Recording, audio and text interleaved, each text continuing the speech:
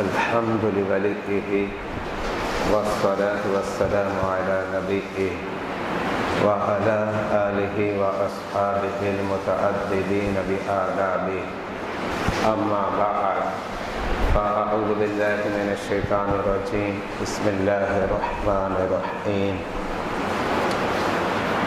قال جابر بن عبد الله يقول سمعت رسول الله صلى الله عليه وآله وسلم يقول لا تمس النار مسلما رآني أو رأى من رآني أو كما قال النبي صلى الله تعالى عليه وآله وسلم إن الله وملائكته يصلون على النبي يا أيها الذين آمنوا صلوا عليه وسلموا تسليما اللهم صل على سيدنا مولانا محمد المعدن الجود والكرم وآله وبارك وسلم صلاة وسلاما عليك يا سيدي يا رسول الله مولاي صل وسلم دائما أبدا على حبيبك خير الخلق كلهم رب اشرح لي صدري ويسر لي امري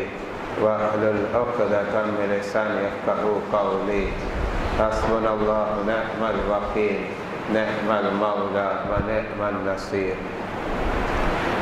برادران اسلام، معزز محتشم سامعین کرام و حضرات گرامی، آج آپ حضرات کے سامنے امام الائمہ سراج الامہ امام اعظم ابو حنیفہ رضی اللہ تعالی عنہ کی سیرت بابرکت کے مختلف گوشے پیش کرنے کی سعادت حاصل کروں گا۔ اللہ رب العزت کی بارگاہ میں دعا ہے کلمات حق کہنے کی توفیق عطا فرما، کلمات حق کو سننے کے بعد اس پر عمل اور مزید آگے ابلاغ و تبلیغ کی توفیق عطا فرما۔ امام اعظم ابو حنیفہ کی ولادت و سعادت کے حوالے سے ائمہ کرام کے 3 قول ہیں۔ ایک قول تو یہ ہے کہ آپ کی ولادت 61 ہجری میں ہوئی ہے، اور دوسرا قول یہ ہے آپ کی ولادت 70 ہجری میں، اور تیسرا قول ہے آپ کی ولادت 80 ہجری میں ہوئی۔ یہ 3 اقوال کتابوں کے اندر درج ہیں، لیکن ان تینوں اقوال میں جو سب سے زیادہ قوی ہے اور مشہور قول ہے وہ ہے کہ آپ کی ولادت 80 ہجری میں ہوئی ہے۔ اس حوالے سے چند عبارتیں آپ حضرات کے سامنے پیش کرنے کی سعادت حاصل کروں گا۔ حضرت سیدنا امام اعظم ابو حنیفہ رضی اللہ تعالی عنہ کے پوتے، جن کا اسم گرامی حضرت سیدنا اسماعیل ہے، حضرت سیدنا اسماعیل بن حماد رضی اللہ تعالی عنہما ارشاد فرماتے ہیں ولد جدی فی سنۃ 80، جس کا مطلب یہ ہے میرے دادا حضور کی ولادت 80 ہجری میں ہوئی۔ اس کے علاوہ میں ایک اور قول پیش کرنا چاہتا ہوں جو محدثین میں بڑے عظیم محدث ہیں، ان کا نام ہے امام ذہبی۔ انہوں نے سیر اعلام النبلاء کے اندر اس بات کو لکھا۔ وہ لکھتے ہیں ولد سنۃ 80، جس کا مطلب یہ ہے کہ امام اعظم ابو حنیفہ کی ولادت 80 ہجری میں ہوئی۔ آگے لکھتے ہیں فی حیاتی صغار الصحابہ، یعنی صغار صحابہ کی حیات میں۔ اس کا مطلب یہ ہے کہ جب میرے آقا علیہ الصلوۃ والسلام نے پردہ فرمایا، اس وقت وہ صحابہ جو کم سن تھے، جن کی عمر چھوٹی تھی، وہ صحابہ کرام ابھی بھی حیات تھے۔ مثال کے طور پر حضرت سیدنا انس بن مالک رضی اللہ تعالی عنہ حیات تھے، حضرت سیدنا ابو طفیل عامر بھی حیات تھے، اس کے علاوہ کثیر صحابہ کرام حیات تھے۔ اس کے علاوہ ایک اور حوالہ میں آپ کے سامنے پیش کرنا چاہتا ہوں جو فقہ شافعی سے تعلق رکھتے ہیں۔ علامہ ابن حجر حیثمی مکی علیہ رحمہ الخیرات الحسان کے اندر لکھتے ہیں الاکثرون علی انہ ولد سنۃ ثمانین، جس کا مطلب یہ ہے اکثر ائمہ کرام کا موقف یہی ہے کہ امام اعظم ابو حنیفہ کی میلاد اور آپ کا جو برتھ ڈے ہے وہ 80 ہجری ہے، اور پھر اس کے بعد لکھتے ہیں بالکوفتی، جس کا مطلب یہ ہے کہ امام اعظم ابو حنیفہ کی ولادت کوفہ کے اندر ہوئی، اور آگے لکھا فی خلافت عبد الملک بن مروان، عبد الملک بن مروان کا دور تھا، اس دور میں کوفہ کے اندر 80 ہجری میں امام اعظم ابو حنیفہ کی ولادت ہوئی۔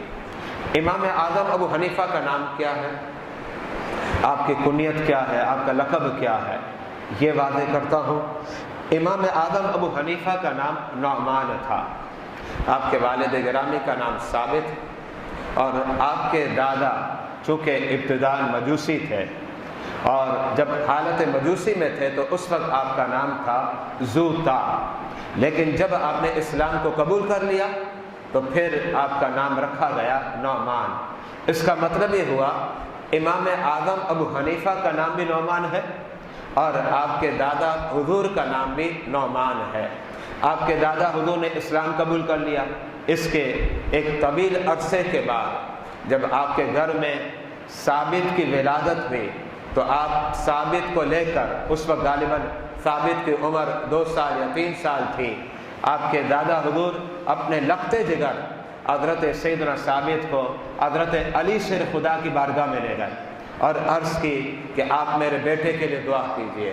حضرت علی شیر خدا نے اس انداز میں دعا کی کہ اے مولا، ان کے بیٹے ثابت کو برکتیں عطا کر، اور ان کی جو ذریت ہے مولا، ان کی ذریت کو بھی برکتیں عطا فرما۔ اب ثابت کے بیٹے کون ہیں؟ امام اعظم ابو حنیفہ ہے۔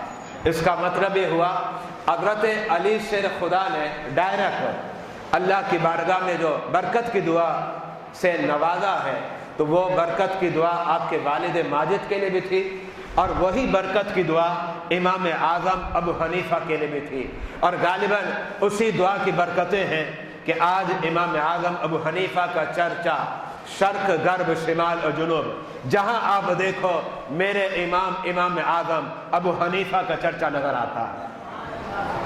حضرت سیدنا امام اعظم ابو حنیفہ کا جو اصل نام ہے نعمان ہے، لیکن آپ مشہور امام اعظم سے ہیں، اور امام اعظم آپ کا لقب ہے، اور ابو حنیفہ یہ آپ کی کنیت ہے۔ تو اب آپ کا جو نام نعمان ہے، لفظ نعمان پر ائمہ کرام نے کلام کیا، اس لیے کہ یہ نام میرا اور آپ کا نہیں ہے، بلکہ نام امام الائمہ کا ہے، سراج الامہ کا ہے۔ امام اعظم کا جو نام نعمان ہے، اس پر علامہ ابن حجر مکی حیتمی الخیرات الحسان کے اندر کلام کرتے ہیں، فرماتے نعمان کا معنی کیا ہے؟ اب اساسی اور بنیادی معنی بتاتے ہیں، کہتے ہیں اس کا ایک معنی ہے دم، یعنی خون ہے، لیکن اس سے وہ خون مراد ہے جس سے جسم قائم ہوتا ہے۔ اس کا مطلب کیا ہوا کہ اس کے بغیر جسم قائم نہیں ہوتا۔ جسم کی جو بنیاد ہے اور جسم کی جو اساس ہے، اس اساس میں جو اثر انداز خون ہوتا ہے، اس خون کو نعمان کہتے ہیں۔ اب علامہ ابن حجر مکی حیتمی فرماتے ہیں اس کا مطلب یہ ہوا کہ جیسے اس خون کے بغیر انسان قائم نہیں ہو سکتا، قسم خدا کی اسی طریقے سے فقہ اسلامی حضرت امام اعظم ابو حنیفہ کے بغیر قائم نہیں ہو سکتی۔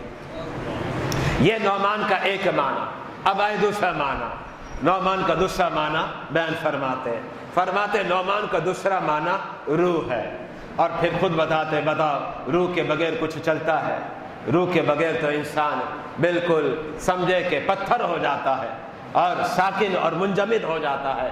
تو علامہ ابن حجر مکی حیتمی فرماتے ہیں یاد رکھنا امام اعظم ابو حنیفہ فقہ اسلامی کی روح ہے، اور ظاہری بات ہے بغیر روح کے بے اثر ڈھانچہ ہوتا ہے۔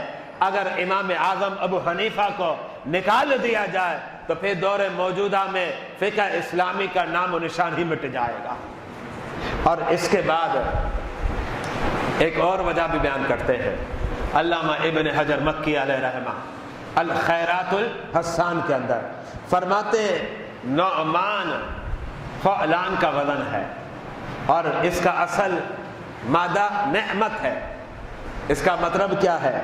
فرماتے ہیں اس کا مطلب یہ ہے فَأَبُو حَنِیفَةَ نعمت اللہ علی خلقہ، اس کا مطلب یہ ہے کہ اس خلقت پر خدا کی نعمت ابو حنیفہ امام اعظم ہے۔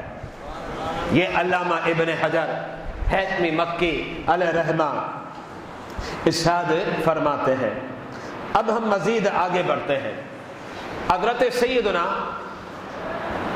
امام اعظم ابو حنیفہ کی جو کنیت ہے ابو حنیفہ، بعض لوگ یہ سمجھ بیٹھے حنیفہ آپ کی بیٹی ہے، لیکن اس کی نشاندہی کر دی گئی، آپ کی کوئی بیٹی ہی نہیں تھی، آپ کا صرف ایک بیٹا تھا، اس کا نام حماد ہے، اس کے سوا آپ کی کوئی اولاد نہیں تھی، صرف ایک ہی بیٹا تھا اور اس کا نام حماد اور اس کے بیٹے کا نام اسماعیل تھا، جو ابھی میں نے روایت پیش کی۔ حضرت حماد یہ اکلوتے اکیلے اور تنہا بیٹے اور کوئی بیٹی نہیں تھی، تو سوال پیدا ہوتا ہے ابو حنیفہ کا مطلب کیا ہے؟ حنیفہ کا باپ، فادر آف حنیفہ، حنیفہ کا باپ۔ لیکن یاد رکھیے گا یہ جو آپ کی کنیت ہے یہ اس اعتبار سے نہیں ہے بلکہ یہ وصفی کنیت ہے، وصف کے اعتبار سے کہا گیا، مطلب یہ ہے دین حنیف کا علم بردار امام اعظم ابو حنیفہ، یہ ہے اس کا مطلب۔ امام اعظم ابو حنیفہ کی شان کے حوالے سے میں آپ کے سامنے حدیث مبارکہ پیش کرنا چاہتا ہوں، اور وہ حدیث مبارکہ میرے آقا علیہ الصلوۃ والسلام کا ایک عظیم معجزہ ہے، اس لیے کہ بہت سی ایسی حدیثیں ہیں میرے آقا علیہ الصلوۃ والسلام نے مستقبل اور فیوچر میں جو ہوگا آپ نے اس کو واضح کر دیا، بتا دیا کہ یہ ہوگا، اور انہی احادیث سے ایک حدیث مبارکہ ہے، اور وہ حدیث مبارکہ میں آپ کے سامنے پیش کرنا چاہتا ہوں، اور وہ حدیث ہے مسلم شریف کی۔ میرے آقا علیہ الصلوۃ والسلام نے ارشاد فرمایا لو کان الدین عند الثریا لذهب به رجل من فارس حتى يتناوله، جس کا مطلب یہ ہے فارس کا رہنے والا اگر دین ثریا ستارے پر بھی ہوگا تو فارس کا رہنے والا ایک شخص وہاں سے دین کو لے لے گا۔ اب یہاں ائمہ حدیث کلام میں کرنے لگے کہ اس حدیث میں فارس والے سے کیا مراد ہے، تو بڑے بڑے ائمہ حدیث نے اس پر کلام کیا، جس میں ایک تو ہیں علامہ جلال الدین سیوطی علیہ رحمہ، تبیید الصحیفہ ایک چھوٹا رسالہ ہے امام اعظم ابو حنیفہ کی سیرت پر، عربی زبان میں ملتا ہے، اور ایک اور کتاب ہے علامہ ابن حجر حیثمی مکی کی الخیرات الحسان، ان دونوں کے اندر یہ بات مذکور ہے۔ کیا لکھتے ہیں؟ کہتے ہیں اس حدیث مبارکہ سے مراد امام اعظم ابو حنیفہ ہے۔ اس کا مطلب کیا ہے؟ رہتے فرش پر ہیں، لیکن ان کی جستجو کا جو مادہ تھا امام اعظم ابو حنیفہ کے اندر، اگر علم ثریا پر بھی ہوتا تو وہاں جا کر بھی وہ علم حاصل کرتے، اور یہ میرے آقا علیہ الصلوۃ والسلام کا معجزہ ہے، آپ نے اپنی حیات طیبہ میں بتا دیا۔ ظاہر بات ہے میرے آقا علیہ الصلوۃ والسلام کا وصال ہو گیا، وہ تو 11 ہجری میں ہوا، اور امام اعظم ابو حنیفہ کی ولادت ایک روایت کے مطابق 61 ہجری، ایک روایت کے مطابق 70 ہجری، اور ایک روایت کے مطابق 80 ہجری، یعنی ایک طویل عرصہ ہے میرے آقا علیہ الصلوۃ والسلام کے بیان کرنے میں اور امام اعظم ابو حنیفہ کی میلاد کے حوالے سے۔ لیکن ائمہ کبار جو ائمہ حدیث سے ہے انہوں نے اس بات کو واضح کیا کہ یہ امام اعظم ابو حنیفہ ہے، اور آپ فارسی النسل تھے، اور ان کے متعلق میرے آقا نے فرمایا اگر علم اور دین اور ایمان ثریا پر ہوگا تو امام اعظم ابو حنیفہ وہاں جا کر بھی علم کو حاصل کریں گے۔ امام اعظم ابو حنیفہ کہ 4000 شیوخ تھے، میرے آپ کے کتنے شیوخ ہوں گے؟ ہم نے 10 استادوں سے پڑھا ہوگا، 20 استادوں سے پڑھا ہوگا، 40 استادوں سے پڑھا ہوگا، امام اعظم ابو حنیفہ کے جو شیوخ ہیں ان کی تعداد 4000 ہے، اور 4000 شیوخ میں ایک کا نام ابو زیادہ لیتے تھے، اور ان کا نام ہے حضرت سیدنا حماد، یعنی استاد کا جو نام ہے نا، بیٹے کا نام آپ نے وہی رکھا ہے۔ یہ حماد آپ کے استاد محترم تھے، آپ ان سے بہت زیادہ مانوس تھے۔ عموماً ہوتا ہے طلباء کے بیچ کہ بعض اساتذہ تھے وہ بہت زیادہ مانوس ہوتے ہیں، اور اس استاد کا وہ نام کثرت سے لیتے ہیں۔ تو امام اعظم ابو حنیفہ جب دیکھو نام لیتے ایک استاد کا، اور وہ استاد حضرت سیدنا حماد ہے۔ حضرت سیدنا حماد کے جو استاد ہے وہ حضرت سیدنا عبداللہ ابن مسعود ہیں۔ اس کا مطلب کیا ہوا؟ امام اعظم ابو حنیفہ کے دادا استاد جلیل القدر صحابی حضرت سیدنا عبداللہ ابن مسعود رضی اللہ تعالی عنہ کی ذات ببرکت ہے۔ امام اعظم ابو حنیفہ کے اساتذہ میں 2 اساتذہ بالکل انوکھے ہیں، اور ان اساتذہ کرام کے بارے میں امام اعظم خود فرمانے لگے۔ ایک استاد کے متعلق، استاد کا نام میں ابھی بتاؤں گا، ایک استاد کے متعلق آپ فرماتے ہیں اگر 2 سال مجھے ان کی صحبت نہ ملتی تو نعمان بن ثابت ہلاک ہو جاتا۔ 2 سال، اب 2 سال کی صحبت کن کی ملی پتہ آپ کو؟ اہل بیت کے چشم و چراغ حضرت سیدنا امام جعفر صادق ہیں۔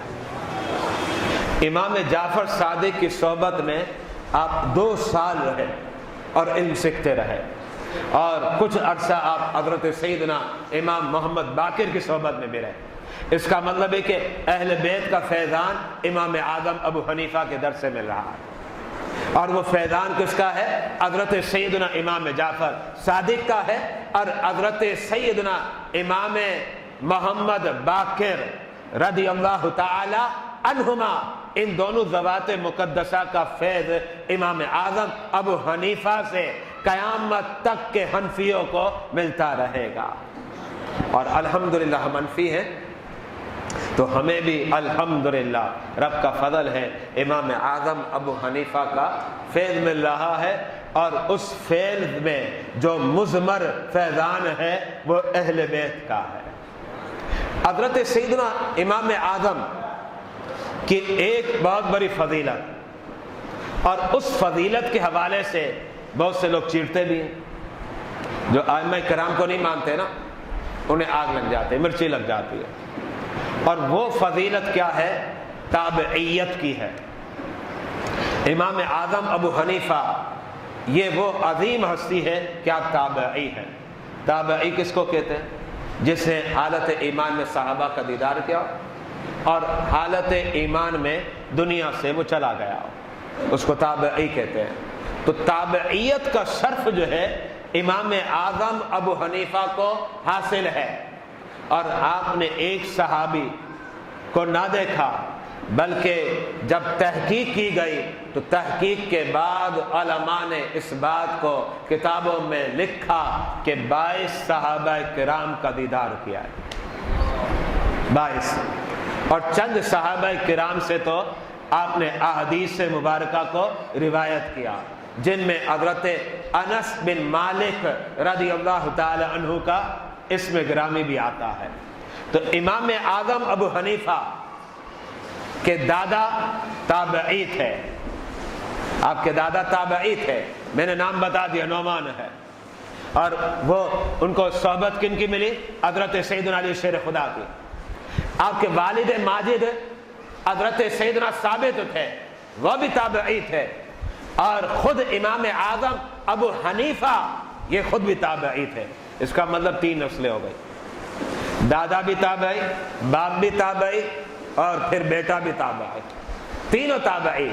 امام اعظم ابو حنیفہ کی یہ وہ فضیلت ہے کہ جس فضیلت کا تذکرہ اگر آپ دیکھیں تو کنایتاً حدیثوں میں مذکور ہے، اور وہ اس انداز میں کہ میں نے خطبے کے اندر حدیث مبارکہ کی قرات کی، میرے آقا علیہ الصلوۃ والسلام نے فرمایا، حدیث کے راوی حضرت سیدنا جابر بن عبداللہ رضی اللہ تعالی عنہما کی ذات ببرکت ہے۔ آپ نے ارشاد فرمایا، میرے آقا علیہ الصلوۃ والسلام ارشاد فرماتے ہیں، لا تمس النار مسلما رآنی، یاد رکھنا جس مسلمان نے مجھے دیکھ لیا، میرا جمال دیکھ لیا، جہنم کی آگ اسے چھو نہیں سکتی۔ آپ نے منع فرما دیا۔ اور پھر آگے کیا فرمایا؟ لیکن یہاں قابل توجہ بات ہے، یہ فضیلت کس کی ہے؟ صحابی کی ہے۔ اس لیے ہم کہتے ہیں جو صحابی ہے، اگرچہ بعض صحابہ کے آپس میں کچھ اختلافات ہوں گے، لیکن ہم ان میں بولنے والے نہیں ہیں۔ جو صحابی ہے ہمارے سر کا تاج ہے۔ اس لیے ہم کہتے ہیں حضرت سیدنا امیر معاویہ صحابی ہیں، الحمدللہ ہمارے سر کے تاج ہے۔ میرے آقا علیہ الصلوۃ والسلام نے وعدے فرما دیا، لا تمس النار مسلمن رآنی، یاد رکھنا جس مسلمان نے میرا دیدار کیا، میرا جمال دیکھ لیا، جہنم کی آگ اسے نہیں چھوئے گی۔ اور آگے میرے آقا علیہ الصلوۃ والسلام نے کیا ارشاد فرمایا؟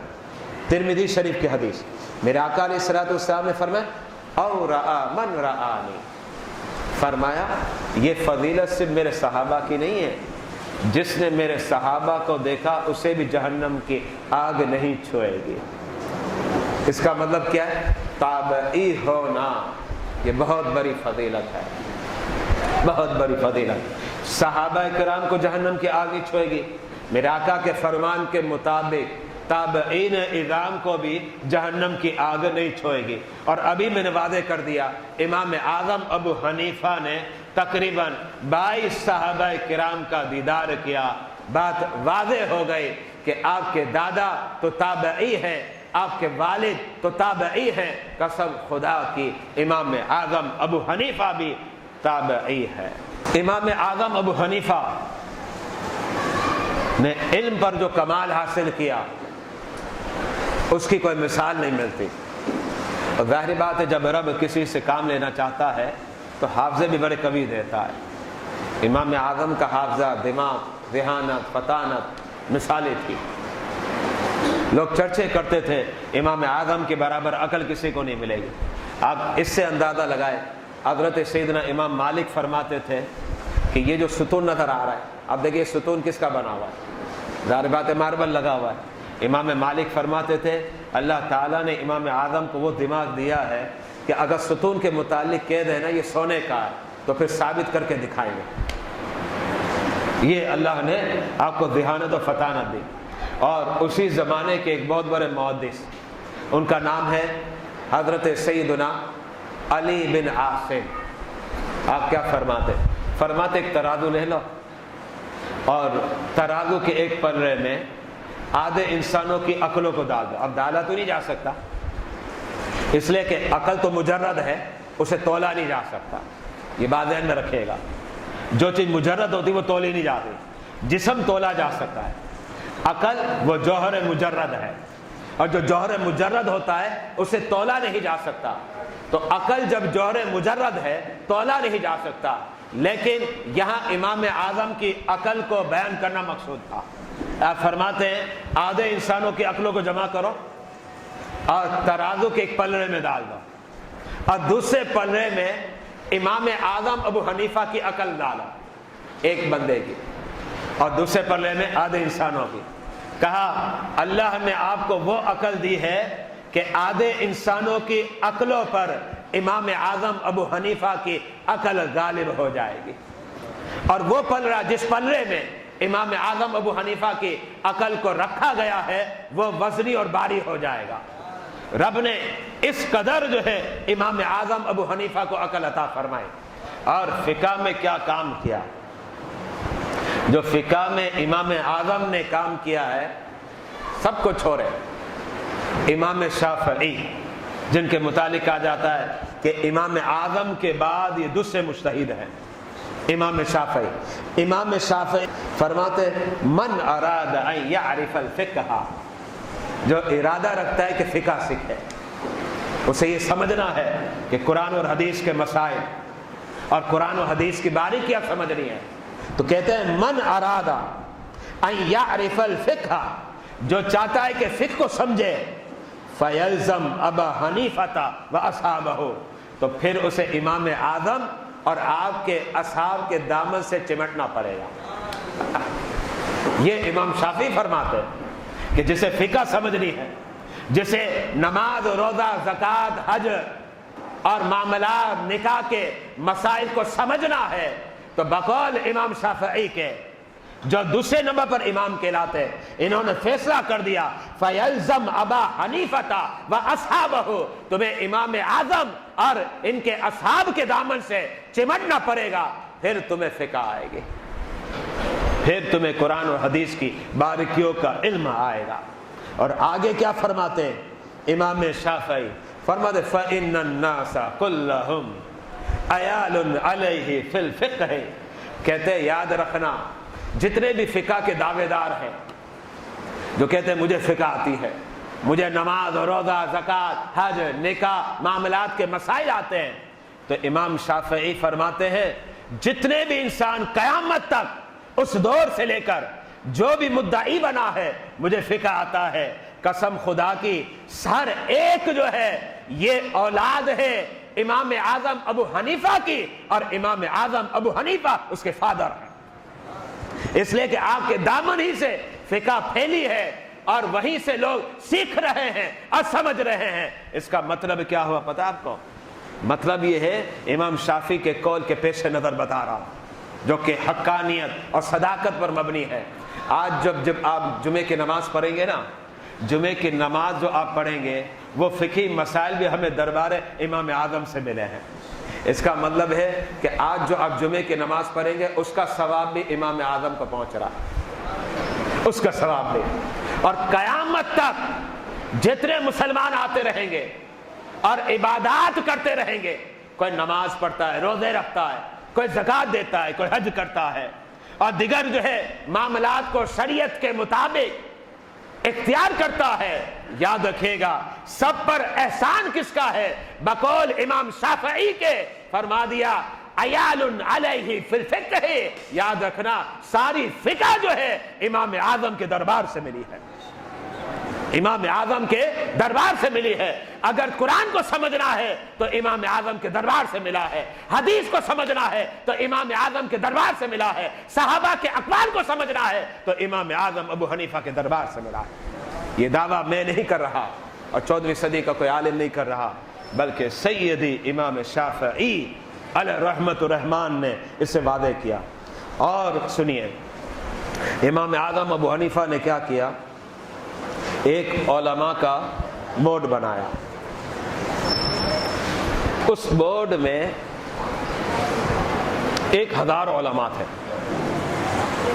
اب آج کل جو ہے نا آپ 10 علماء کو ایک جگہ پر بٹھانا مشکل ہوتا ہے، 1000 علماء، آپ نے 1000 علماء کا بورڈ بنایا، اور آپ کیا کرتے، بورڈ سب بیٹھے ہوئے 1000 علماء، اب ایک مسئلے پر ڈسکس ہوتی، اس کے بارے میں کیا حکم ہونا چاہیے، کہتے سب دلائل پیش کرو، اب سب دلائل پہ، کوئی حدیث پیش کر رہا ہے، کوئی قول صحابی پیش کر رہا ہے، کوئی کیا پیش کر رہا ہے، کوئی قرآن کی آیت پیش کر رہا ہے، اب وہ سب کو دیکھا جاتا، دیکھنے کے بعد اب مسئلے کو اخذ کرتے اصولی طور پر، اور اس طریقے سے امام اعظم ابو حنیفہ نے اپنے شاگردوں کو بٹھا کر 1000 علماء کا بورڈ تیار کر کے جو اصولی طور پر مسائل اخذ کیے ان کی تعداد 5 لاکھ ہے، 5 لاکھ۔ اور یاد رکھیے گا یہ 5 لاکھ اصولی مسائل جو نکالے وہ ایسے نکال دیے کہ اب قیامت تک آسانی ہو گئی۔ اور یہ فقہ کی بڑی مشہور کتاب ہے ہدایہ، ہدایہ کا انداز وہی ہے، وہ جو مسئلہ پہلے امام اعظم نے اخذ کر لیا تھا، امام محمد بیان کر چکے، امام ابو یوسف بیان کر چکے، اب صاحب ہدایہ کا انداز یہی ہوتا ہے کہ آپ کیا کرتے، کہتے انہوں نے بیان کیا تو اس طریقے سے ہوگا، یعنی ایک مسئلے کو دوسرے مسئلے سے سمجھا جا رہا ہے، ایک مسئلے کو دوسرے مسئلے سے سمجھا جا رہا ہے، اور صاحب ہدایہ نے اس انداز کو اختیار کر کے اس بات کو واضح کر دیا کہ امام اعظم نے اس امت پر اتنا بڑا احسان کر دیا کہ قیامت تک جو بھی مسئلہ تمہیں درپیش ہوگا تو پھر امام اعظم نے جو کہا ہوگا اور امام محمد نے جو مسئلہ بیان کیا ہوگا اور امام ابو یوسف نے جو مسئلہ بیان کیا ہوگا، جو امام ظفر نے مسئلہ بیان کیا ہوگا، اس مسئلے کو دیکھ کر تمہیں اندازہ ہو جائے گا کہ یہ مسئلہ اس نوعیت کا ہے، تو جو حکم وہاں ہے وہی حکم یہاں لگے گا۔ یہ آسانی، ساری آسانی امام اعظم ابو حنیفہ نے کر دی۔ اور ایک اور بات بتا رہا ہوں، آخری بات، امام اعظم ابو حنیفہ جو بڑے پائے کے بزرگ، بڑے پائے کے بزرگ، آج یہ سمجھے کہ دنیا میں ان کا نام ہے امام اعظم کا، اور بقول مولا علی قاری کے، سید مولا علی قاری نے مرکات میں لکھا، فرماتے ہیں روئے زمین پر جو مسلمان ہے نا، اہل سنت، بات اہل سنت کی ہو رہی ہے، خارجیوں کی نہیں ہو رہی، رافضیوں کی نہیں ہو رہی، منکرین ختم نبوت کی نہیں ہو رہی، اہل سنت جو حقیقی مسلمان ہیں اور جو سچے مسلمان ہیں، ان کے متعلق فرماتے ہیں سید مولا علی قاری، فرماتے ہیں اہل سنت و جماعت کے آپ 3 حصے کر دیں، 33% کرتے ہیں نا، تو کہتے ہیں 3 حصے کر دے، تو 3 حصوں میں سے 2 حصہ حنفی ہے، 2 حصہ، مطلب یہ کہ اگر کروڑ ہیں، اگر کروڑ مسلمان سنی مسلمان، تو اس میں سے 66 لاکھ جو ہے وہ حنفی ہیں، یہ فرما رہے ہیں مولا علی قاری۔ اور اگر 3 کروڑ ہیں، یہ خالی مثال بتا رہا ہوں، 3 کروڑ نہیں، اربوں میں ہے، تو 3 کروڑ اگر مسلمان اہل سنت ہے، اس کا مطلب کیا ہے، 2 کروڑ حنفی ہیں، اور 1 کروڑ آپ کو کیا ملیں گے، شافعی ملیں گے، اور حنبلی اور مالکی ملیں گے۔ یہ سیدی مولا علی قاری نے فرمایا۔ تو امام اعظم ابو حنیفہ کا اس قوم پر بہت بڑا احسان ہے، بہت بڑا احسان ہے۔ اسی لیے آپ نے بار بار سنا، کشف المحجوب کے اندر موجود ہے، کسی نے پوچھا بارگاہ رسالت میں خواب کے اندر،